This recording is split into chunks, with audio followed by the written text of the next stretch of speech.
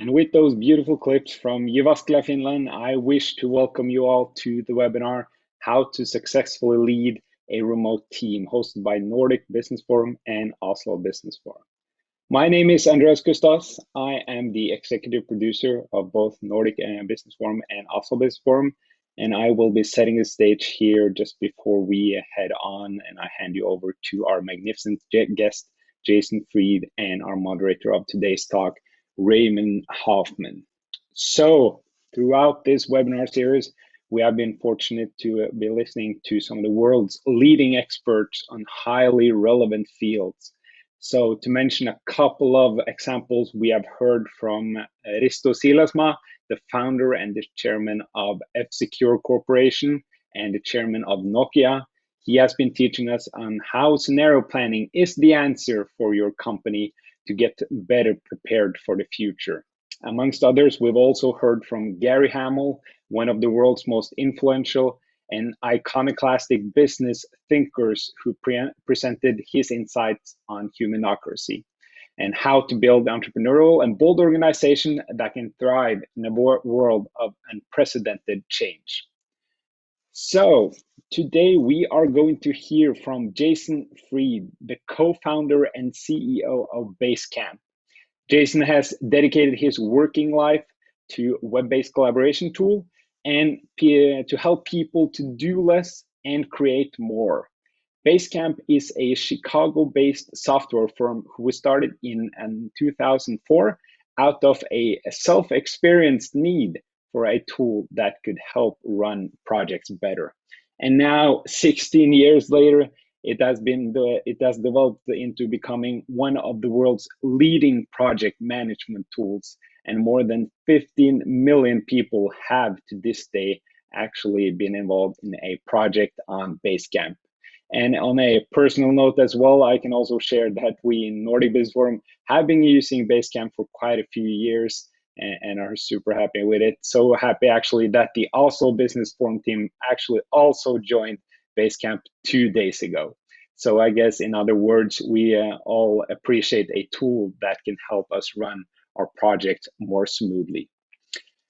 When it comes to leading a remote team, Jason is really the person to hear from. He has been talking about remote work for years, and actually the Basecamp team has been working remotely for a long while. They have been located in several different locations in the US and other places around the world as well. And for a lot of us these days, with the current COVID-19 situation, there has been no other option than remote work. But as Jason says, remote work is always an option, COVID-19 situation or not. And if all of this wasn't enough, Jason is also the best-selling author of 3 books: Rework, Remote, Office Not Required, and third, It Doesn't Need to Be Crazy at Work. So all of these are influential books challenging the established mindsets of how workplaces function. And in my opinion, Jason's approach to the workplace can definitely open our perspectives in the way that we perceive work. So today's talk is going to be moderated by Raymond Hofmann. Raymond is a management speaker, an advisor, and an educator. And he's actually also a former NBF speaker contest participant. He has more than 20 years experience as a C-level manager and an advisor. And Raymond has practically been working remotely for the past 15 years as an independent consultant. And I'm sure he's highly familiar with what Jason is going to share with us today. So just before we start here, I'm going to give a couple of pieces of relevant information. So as you probably know, in the spirit of our events, we encourage you all to interact and to maybe also challenge our speakers a bit. So for those of you who haven't been attending our webinars before, here's a couple of things that are good to know. One, first of all, during this webinar, you will be able to send us questions through Slido. And the way that that works is that you can do that directly next to this screen, as long as you exit the full screen mode. You'll find it directly next to the screen. Please also upload questions from others. And throughout the webinar, we will be picking some of these questions and asking Jason, and especially some of the most popular ones. Secondly, the recording of this webinar will appear live on live.nbforum.com and also on obforum.com behind the leadership platform login after this webinar for existing members out there. So without further ado, I would like to put you over to our distinguished guest. And we are so lucky to have Jason with us today. I'm super excited to hear what he has to share. So it's a pleasure to have you here. Welcome, Jason Fried.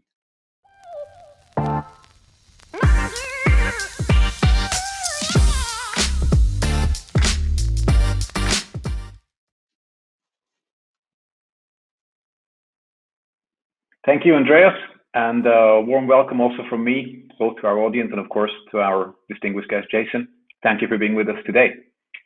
Just very briefly for our audience. Thank you. Very briefly for our audience, we're going to run this like an interview. So I'm going to ask Jason a series of questions and he'll respond with his thoughts. As we progress, we'll cover three main themes. First, the kind of traps to avoid when transitioning to remote work. Next, how to collaborate and be productive in a remote work setting. And finally, how to develop and maintain a good and healthy culture. Please use Slido to submit your questions and also upvote questions that you like. I'll keep an eye on them, and as we go, throw in some of them. And we also have some dedicated time set aside towards the end for more of your questions. Now to start, I have to admit I'm a big fan of Jason's work. It's rare to find executives who think so deeply about how work works and how to make it better.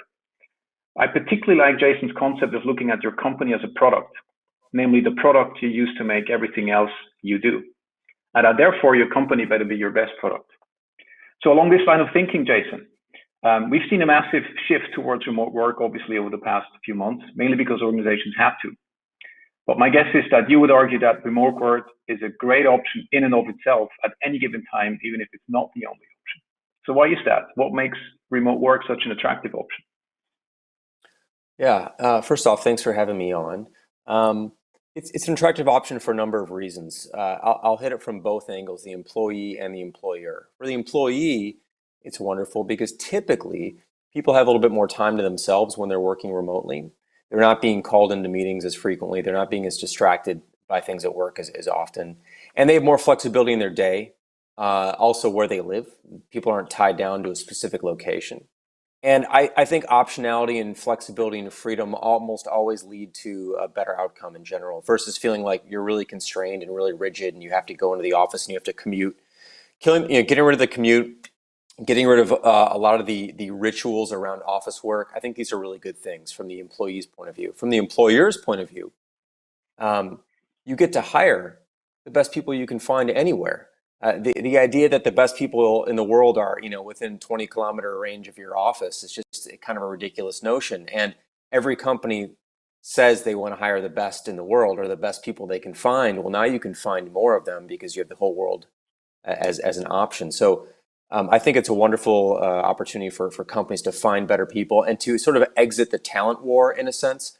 In a lot of cities, in a lot of towns, if you're only hiring locally, you only have a chance at, everyone's looking to hire the same 50 people or the same 100 people.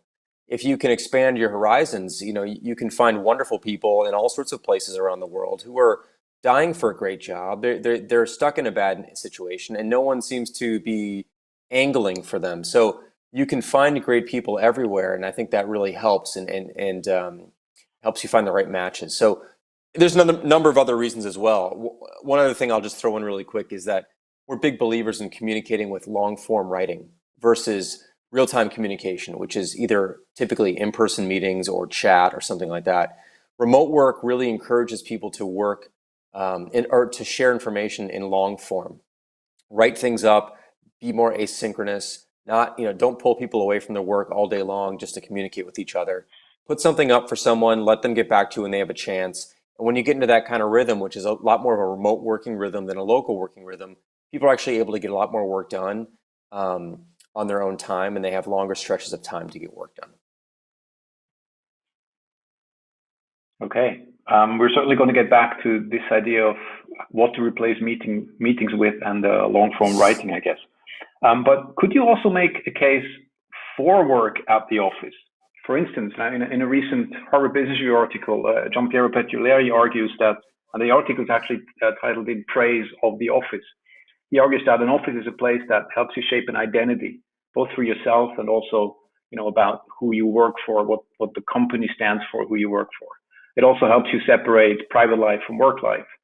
What are your thoughts on this? Are there some advantages to office work? There are. I think everything is a trade-off. So I'm not going to sit here and say offices are terrible things. They're not. They're wonderful things, but they have trade-offs also. And just like remote work has trade-offs. So it's a matter of understanding the advantages of each and not dismissing one over the other. So for example, for some people, office work is great. Maybe they live near the office and that's great. But if it takes you an hour to get to the office every day, that's 2 hours out of your day. And by the way, those hours aren't being paid by your employer. Those are hours that are coming out of your life. So that's a pretty big penalty. But it is easier in some ways to have some face time with people and get to know people a little bit better, perhaps. Although I don't think that that's necessarily only a local thing. So there are certain advantages for sure. It's nice to have lunch around a table with other people, but right now you just can't really do that anyway. So I'm more interested in, like, for 50 years we've been praising the office. How about we put that on hold for a moment and look at some other alternatives to working, so we don't fall in love with what we're used to, which is I think what ends up happening when you read articles like this.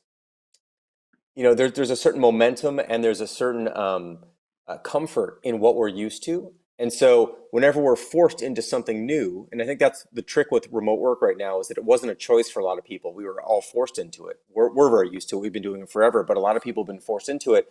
And you can pretty quickly feel homesick, in a sense, for what it was like before. But that doesn't mean what it was like before is necessarily better on the whole. There are certain things about it that might be better, but there are also certain things that are not quite as good. So what we've always had at Basecamp is a hybrid model where we actually have an office. We don't actually anymore. Our lease just expired and we didn't renew this. But for 20 years, we've had an office. And people might come to the office 1 or 2 days a week, but primarily people worked at home. And the majority of our company works at home anyway because they don't live in Chicago, which is where our office was. So we have a very hybrid approach. And I think that that's actually a pretty good fit for a lot of places. Having a central place to get together when you need to, having a sense of home, in a sense, a corporate home, but also primarily being able to work remotely and building up the skill set to do so. The main advantage to this too is that it builds a certain resiliency in the organization. If you can work from anywhere, the company is simply stronger. If you can only work in the office and we can only look at the good sides of the office, and then there's some disaster or some pandemic, or there's a disaster, or there's a fire, or there's a flood, or who knows what happens, all of a sudden you can't do the things you used to do, and companies they freeze up and they're unable to move forward. So I think there's a lot of resiliency in remote work, which I appreciate. But yes, the office has its advantages, no question about it. We've had one for a number of years. I just think it's a matter of recognizing the trade-offs in everything, not really pitting one versus the other. They're just different. And each one has its own advantages and disadvantages. Yeah, I think that's a very fair point. So when people do, transition to remote work, whether by choice or whether by not so much choice as many do these days, what are some of the most common mistakes that you see that people and organizations are making? Yeah, well, I think one of the biggest mistakes in general is organizations have too many meetings, first of all. And what's happened is, so that's a problem in the office as well. But what's happened is that companies then just try to transition or try to simulate basically the office life with remote work. So while I would push back strongly against having 4 meetings a day in person, whatever, they're even harder remotely, because sitting in front of a laptop, staring into a little camera for hours on end on a Zoom call or a Skype call or whatever technology you're using is exhausting. And so I think the major problem companies are dealing with right now is that they're just simply trying to operate the same way they did before in a physical office, but they're trying to do that remotely. And remote work is actually a very different way of working. It's not just a different place, it's a different way. As I sort of alluded to in maybe my first answer was, it's more about asynchronous work. It's less about real time. It's more about working asynchronously, which basically means you do something, I'll do something when I have a chance, I'll get back to you when I have a chance, you'll get back to me when you have a chance, versus everyone having to do the same thing at the same time. While real time sounds efficient, it's actually highly inefficient because it pulls everyone off of their work at the exact same time, no matter what it is that they're doing, to have a real time conversation about something that's probably not about right now. So asynchronous is really the way to be, in my opinion, locally and remotely, but even more so remotely. But when companies try to make everything real time remotely, it's just extra exhausting. I mean, if you ask people what's the most taxing part of their day right now, they're probably saying like sitting on Zoom calls or Skype calls all day. It's exhausting. It's twice as tiring as sitting in a meeting all day, which people also don't like to do. But I think that's one of the big problems. So the way I like to think about it is this. In-person work or office work is like a platform. Just like Windows is a platform and Mac is a platform, or Android is a platform and iOS is a platform, these are different platforms with different strengths, and everybody recognizes that. And when you see something like Windows software that's been ported to the Mac, you can tell that it wasn't built for the Mac. It was built for Windows. They just kind of ported it over so it existed on the Mac, but it's not really well conditioned for the Mac. It doesn't take the advantage of the things that the Mac is good at. The same thing is true about office work as a platform and remote work as a platform. And if you just simply port local office work over to remote work, you're going to go, yeah, it kind of works, but not really. It doesn't take advantage of the platform, which is remote work. So I think thinking about these things as distinctly different things will help companies begin to realize what's good about them, what works well, what doesn't, and don't just do what you were doing before remotely, but do different things now because you're remotely, and take advantage of the fact that you're remote. Okay, thank you. That's very insightful. Maybe building on that, there's a question coming in from Marita, who asks, some manager I was interviewing indicate that they lose control and pulse over work done by their employees. What's your solution? Well, I love that. I love that one because this is the typical manager who's like, I can only see, like, I have to see you doing work. If I see you doing work, then I know you're doing work. But the truth is, you can't see someone doing work unless they're doing physical labor. If someone's landscaping or in a factory, like, then you can actually, by looking, you can see progress. You cannot see someone, I'm just going to simulate typing at a computer, right? This doesn't mean anything. I could be on Facebook, I could be on doing my work, I could be just typing notes. Sitting at a desk in front of a computer, watching someone sit at a desk in front of a computer doesn't tell you anything. The only way to evaluate their work is to look at the work itself. And you can do that remotely. Unless it's manual physical labor where that has to be done in a certain location. Almost all work is better judged by looking at the work and not looking at the person. So to me, this is a deficiency of the manager. It's not a deficiency of the employee. If the manager thinks the only way for them to tell if people are doing things is to see them physically doing things, I don't think the manager is managing particularly well. Or they're micromanaging. Like, I don't know if things are happening unless I'm on top of everybody all the time. Well, that's your problem. That's not the employee's problem. That's your problem as a manager. So I don't think managing by walking around, managing by looking, and managing by standing over people's shoulder is actually good management to begin with. To me, good management is providing an environment where people's time and attention is protected, so they have the time and the uninterrupted contiguous blocks of time to get work done, to have autonomy, to be trusted to do their work, and to present their work when they're ready, not when you're ready as a manager to keep asking them, how's it going? How's it going? How's it going? What are you working on? What are you working on? That's just bad management. So great management is time protection, creating stretches of uninterrupted time for people to do their work, creating an environment where people are trusted and there's a lot of autonomy. That's what management is about. And you don't need to be looking over someone's shoulder to do that. I love that perspective on what good management actually is. And just building on the idea of protecting your time. I mean, one thing obviously that's really easy to do in an office is to draw, to draw people into a meeting or to drop by someone's desk and throw questions at them and so on and so forth. So how do you avoid that same thing being replicated almost or happening as well when you do remote, where you're in Zoom calls all day, where there's an expectation that you instantly respond to email messages, chat messages, you name it. How do you solve that? Yeah, this is a cultural thing. It's not a technology. Well, actually, it's not true. It is a technological thing as well, but it's primarily a cultural thing. So if your organization is based on bothering people, then you're going to bother people remotely too. But if your organization is based on this idea of autonomy and uninterrupted time, then it doesn't matter if you're local or remote, you're still going to respect each other's time. So how do you get there is the question. The first thing I would do is begin to eliminate at least one meeting a week. So the transition from meetings and an overbearing environment where everyone's in real-time conversations all the time is to begin to slowly remove them and recognize that, you know what? We didn't go out of business because we didn't have that meeting. And in fact, we just gave people back a bunch of time and beginning to realize how valuable that is. So for example, if you normally have a Monday morning stand-up meeting or something with 8 people, I'm picking a number, but 8 people, it goes for an hour. That's not 1 hour, that's 8 hours. That's 8 hours of time, because it's 1 times 8. 8 hours of time you took from everybody just to have a meeting about something that could have been written up instead.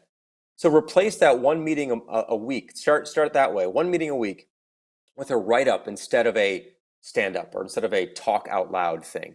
Have people simply write up their week planning, or whatever they might be doing in the stand-up meeting. Write it up and disseminate that information. We use Basecamp. People can use whatever they want, but disseminate the information. Don't say it out loud. And what you've just done is you've given the organization 8 hours back.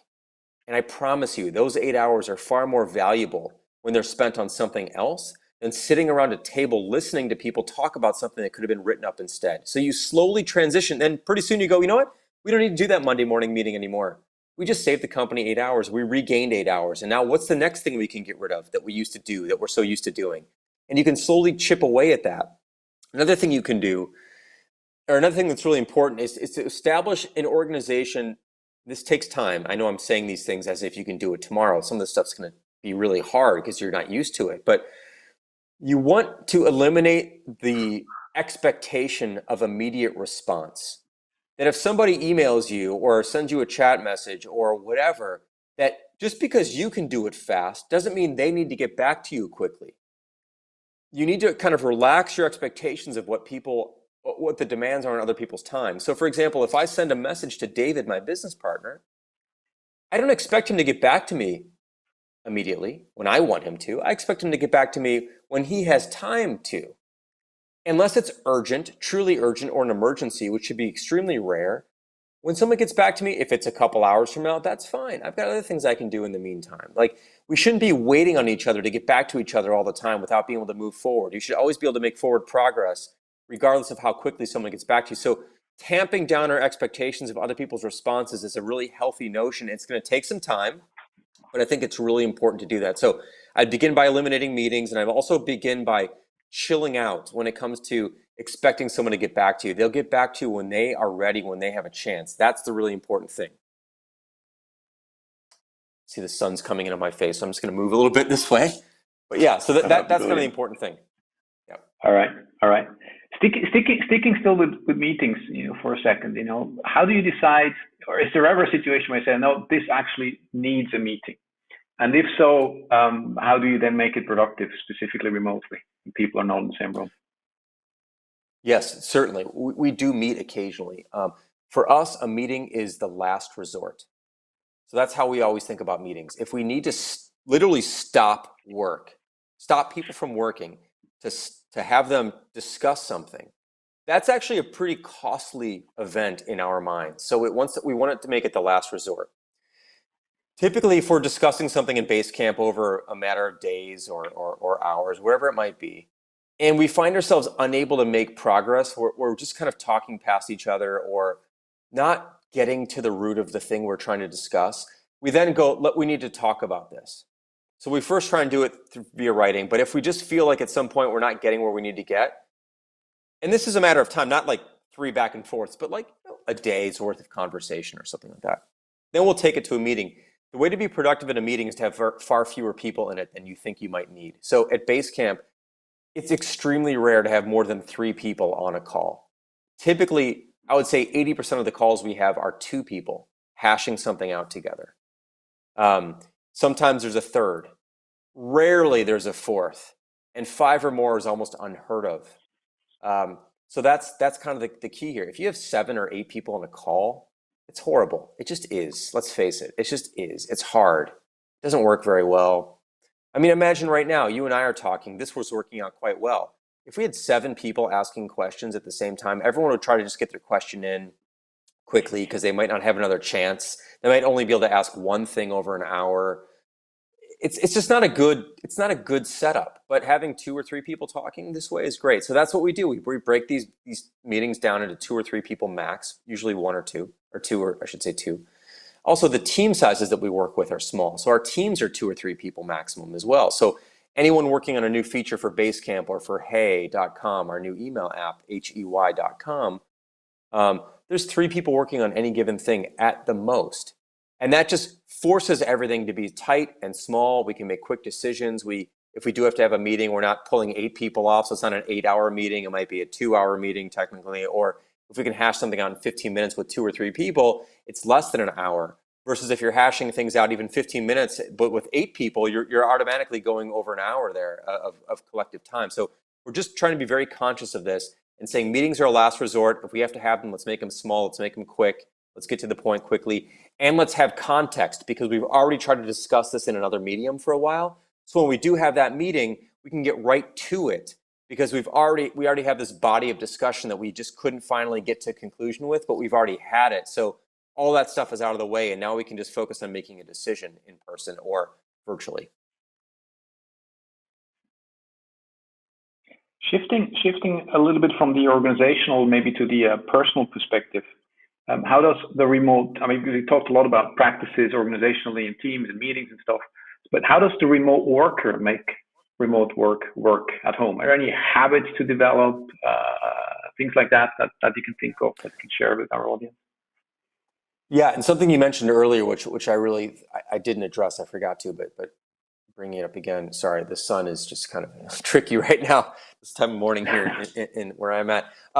So it's chasing me. So one of the nice things about the office environment, of course, is that work and home is easier to split. You go to the office, you do your work, you come home, you're in a different physical environment. Now, granted, with technology these days, and everyone's getting notified all the time, it's hard to split, but there's a physical split, which does make it a little bit easier. And remote work makes that a lot harder, especially if you're working from home, which is where most people are doing right now. If you go to a co-working space or a coffee shop to work, you still can get that physical separation, but at home it's harder. So now, not everybody has the same environment at home. If you can, try to find a dedicated space. It might even be a walk-in closet, right? But have some sort of dedicated space, if possible, where you can go and that is your workspace. Versus taking the laptop out and working on the kitchen table. You eat at the kitchen table, you eat lunch at the kitchen table, breakfast and dinner, the family meets around the kitchen table. That is harder to separate because if you're always there, you begin to associate that with work as well. So, but again, not everybody has this opportunity. For example, if you live in a major city, maybe you have a small apartment because that's all you can afford, and you have a studio apartment or 1-bedroom apartment or what's called an efficiency, whatever it might be. You don't have a lot of room, so you can't always make separation. But if you can, even if it's a closet, try to make that separation because then you can go to it and you can leave. That is healthy. The other thing I would recommend is, if possible, try to work on different computers if you can. So like have a work machine and a personal machine. And if your personal machine happens to be, let's say, an iPad or something, that's great. Don't work on the iPad. If your work machine's a laptop, well, maybe to get an iPad for personal stuff, for personal email or for personal whatever, browsing the web, whatever it is, but don't browse the web or check personal email on your laptop. Again, I know this isn't always possible. There's financial considerations, but do the best you can to create some degree of physical separation, either with physical hardware or physical space, so you can come and go. If you can do that, do that. If you can't, it's a little bit harder. Then you're gonna have to use hours as your separator. Like, during, set more strict hours perhaps, or when the sun goes down, I don't work, or whatever it might be. I know that's harder, especially in the Nordic region where the sun goes down earlier in the winter, whatever it is, right? Find something that changes that you can lean on and make that part of your habit. I think that's the best suggestion I would have. And in terms of interruptions, which is you want to try to minimize them in a remote sense, especially. Remember what it's like to be bothered by others or interrupted by others, and try not to do that to other people. So if you have a question for somebody and your first initial instinct is, well, let me just send them an instant message or a direct message. Like, maybe don't do it that way. Or if you're going to do it that way, maybe say, hey, get back. This is not urgent. Get back to me whenever you have a chance. This afternoon is fine. Here's just a question whenever you have a chance. So begin to work some of these, like, hey, it's not urgent, or hey, get back to me whenever you want, or start working some of that into your vocabulary, so you can begin to train yourself even not to expect an immediate response or to demand one from somebody else. Yeah, that makes a lot of sense. We have a great question coming in from Carolina, and a related one from Helena. Carolina asks, we recognize that employees' engagement and initiatives are decreasing a lot during remote work. So people are doing what is a must, but no new ideas are generated, no new initiatives are suggested. And I guess Helena's question is related, and she says, creativity and new ideas are often found when sharing and challenging each other alive. Is that suffering in remote work? What's your experience? Yeah, my experience is that's not true, but I understand why someone would feel that way, primarily, again, because that's what we're used to. If you're used to working in a physical space, then you spot the things that work. So like serendipity, running into someone in the hallway, running into someone at the water cooler, like this is where ideas are exchanged. So you're anchored to that mentally. That's what we need. And now we don't have that remotely, so therefore we can't generate new ideas. We can't be creative because we don't have the things that we used to have that made us creative and had those moments. That, by the way, I don't mean to criticize. That's a natural response. I totally understand that response. It's natural, so I get it. But I just don't believe it to be true. Having worked remotely for 20 years, we have all sorts of ideas. In fact, there's never an absence of ideas. Ideas are easy. There's creative ideas. We have hundreds of ideas that we can't do. So I don't see an absence of creativity or an absence of ideas. What I see is there's too many things to do. There's too many concepts. There's too many thoughts. There's too much creativity in a sense. That's what I see more of. The harder thing is actually editing, figuring out what's worth doing, what's important to do. It's not that no one can think of ideas. It's that there's too many to begin with. And I think that that's true locally or remotely. So I think that the harder thing to do is to edit. And that is not a function of local versus remote.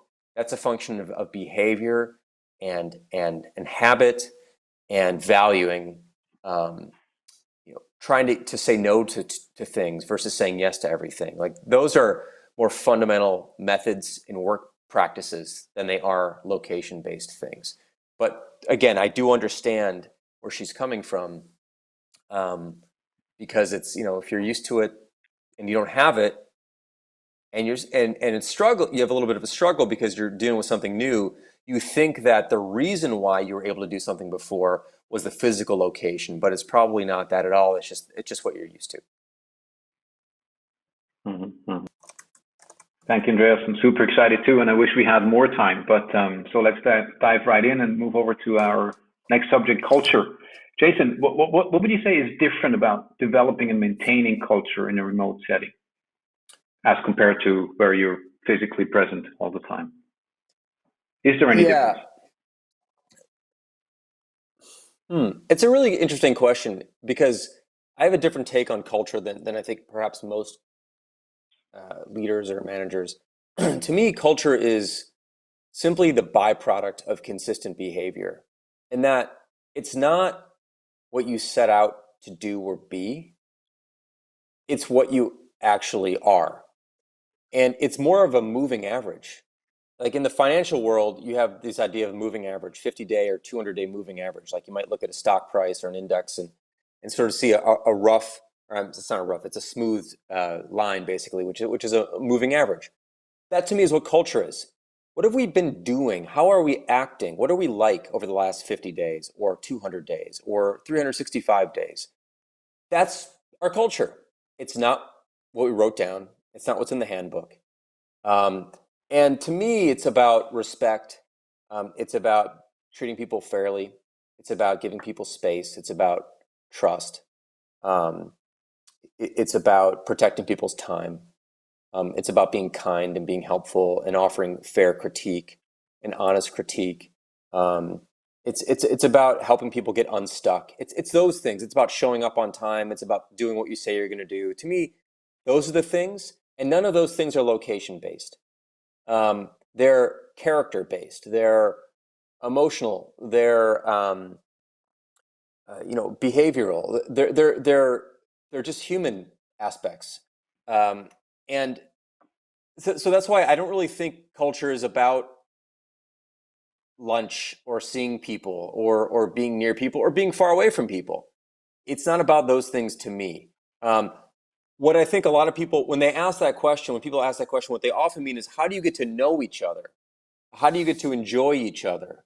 And there are lots of ways to do this locally, obviously. And there's also lots of ways to do it remotely. So for example, with Basecamp, our company, the product Basecamp also asks a question every Monday morning. So Basecamp has this feature called automatic check-ins, which lets you set a schedule where you can ask the entire company or specific people questions automatically. So every Monday morning, we ask people, or Basecamp asks people, what'd you do this weekend? Now, this is a totally optional question, and you only have to share as much as you want or nothing at all. But it's a great way for people to share, like, oh, I spent the weekend with my kids, or I went to the kids saw the grandparents, or we went to the zoo. Of course, a lot of us can't do these things right now because of the pandemic, but people are like, I built a shed in my backyard, or here's what I'm doing in my garden. And you get to really experience people and get to learn about what people are into this other way remotely. That's actually really, in some ways, far more effective than locally. And the reason why is because locally, most people work in cliques. They have a group that they're always hanging out with. It's just no different than high school. You've got your 8 friends or your 10 friends, and those are the people you talk to all the time, and you don't get to know anybody else. Remote work actually allows you to get to know other people across the organization, because we ask this, what'd you work on this, or what'd you do this weekend, question to everybody. And those questions are all published back, or those answers are all published back to a single unified global place where we can all read these things. And so people you don't even get to work with very often, you get to learn about. So there's a lot of really interesting tricks there. We also do this thing once a month where we pick 5 random people across the company and do a 1-hour social call, a Zoom call, where the rule is you cannot talk about work. Let's just talk about life, what's going on in your town or in your life, or what's new with you. And it's a really wonderful way, again, to mix people in ways that they might normally not mix. So again, local is good for the people you know, but it's not always good for the people you don't know, because you don't mix as well as you might remotely, actually. So there's some real advantages to doing things like this remotely. But again, culture is the byproduct of consistent behavior. It's the last 50 or 100 or 200 days worth of that behavior. And to me, it's more about how you treat each other, not about how often you see each other. Yeah, I love that definition of culture as a result, basically, of what you do and how you behave. And you also just answered another question that we had around, how do you bring in more of the social components, that into work, like with those check-in questions, for instance, or sort of the 5 people you mix together from across the company that would otherwise never speak. So that's really, really, really, really insightful. We're almost done, unfortunately, in terms of time. So one question we also have coming in on Slido, which I think is a great one, is how long, according to your experience, do you take to transition to a hybrid sort of hybrid culture, hybrid setting, between moving to remote, maybe not fully, but maybe remote, maybe sort of, again, the hybrid type of setting, which obviously is going to be a learning experience for everyone involved. So how long does that take in your experience? Yeah, I'd say it probably depends a little bit on I always hate, by the way, answering the question, it depends, because it's sort of unfair. But it's true. It sort of depends on, how you've been working in the past. There's a number of organizations that work locally, but use remote friendly tools, things like Basecamp or GitHub or Slack or whatever people use, right? These tools, if you're comfortable with these tools already, working remotely is actually pretty easy. But if you're not, if the only way you communicate locally is via meetings or in-person, conversations or phone calls or whatever, it becomes harder, because now there's a technological learning curve, and different people across the organization are going to pick up technology at different paces. So it kind of depends on how you've been, which again is why I think this whole, pandemic is a bad thing, of course, but there's a bit of a blessing in disguise here, in that it's going to create more resiliency across organizations. Everyone's going to have to get used to using different tools. They're all going to have to get used to working a different way. And this is going to all make us stronger. It's no different than knowing 2 or 3 ways to get to a certain place physically. If you only know one road and that road is closed, well, now you're screwed. But if you go, oh, I know, if we get off here and go around that way, and we go behind this here, and we connect on this side street, and we can kind of get around this, then it's like no big deal if the road's closed. Yeah, I know how to get to work, or I know how to get to the grocery store or whatever. And if that road's closed, you go, okay, I know this other way around. This is resiliency. This is strength. And so now, there's going to be a transition. The transition is going to take time. I don't think expecting everyone to transition at the same speed is fair. So this is about fairness too. Some people are going to take more time. And those people who maybe need to have a few more meetings, they should probably have a few more meetings in the beginning. Other people who've been craving the moment not to have as many meetings, well, maybe they should cut some of theirs out. I think this is just about recognizing everyone's different, everyone's comfort level is different. And the transition can take different times in different groups across the organization. But fundamentally, the idea here is that the organization is going to be stronger. We're going to know how to work in different ways. And hey, maybe maybe everyone goes back to work in an office 3 years from now, and there's a power outage in town. It lasts a week. They're going to be like, hey, no big deal. We can take the other way around now. We can go back to working the way we did when we had to work remotely, and we're going to be comfortable with that. And I think that's the real advantage here.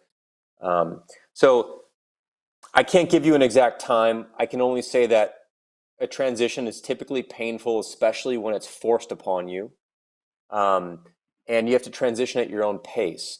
But recognizing that this is not a temporary transition, that this should actually be a permanent skill that you're picking up, is sort of a really good incentive to make the transition maybe a little bit quicker than you might normally do. This is not just about, gosh, we're going to do this for a few months before we get to go back to work. No, this is actually, we're building a skill so we can keep this skill and even do it once we are back to work. If we all go back to the office, or maybe we work from home half the week, whatever it is, we're now better for it, and we're more flexible, and we're more resilient, and that's a good thing for the organization and for individuals.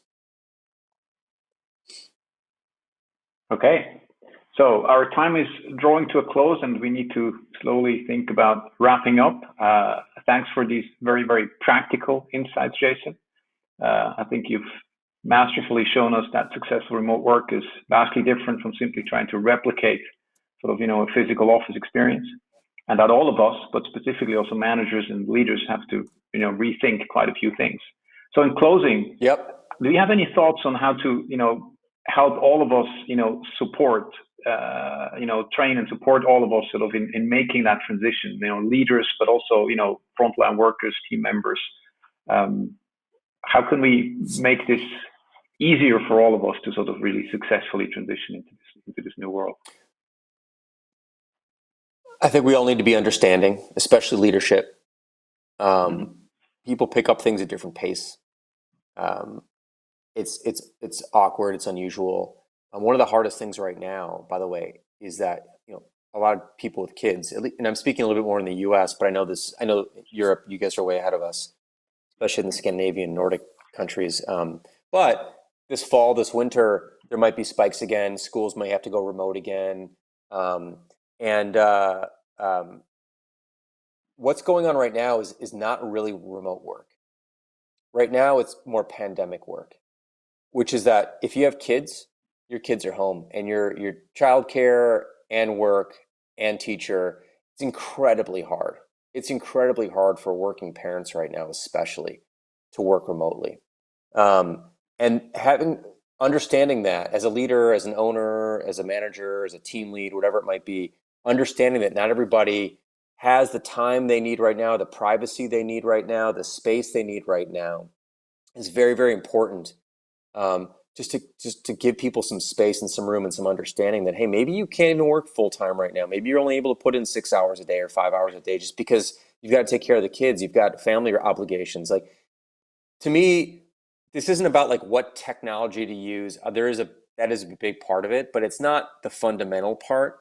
It's about being human beings, recognizing each other's challenges right now, recognizing also you don't even have to have kids. You might be single, but you might be isolated, and isolation it weighs on you mentally. It's very difficult to be isolated by yourself.